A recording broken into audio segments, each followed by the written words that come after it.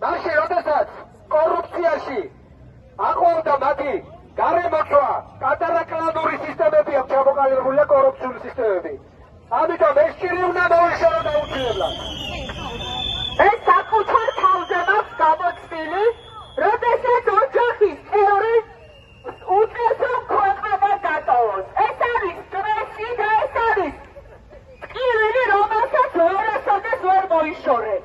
და ძალიან რთულია, როდესაც ხედავ, როგორ გადის დედა სახლიდან და არიცი როდის დაბრუნდება და ზუსტად ივანიშვილის გამო არიცია შვილებმა დედა როდის დაბრუნდება სახლში.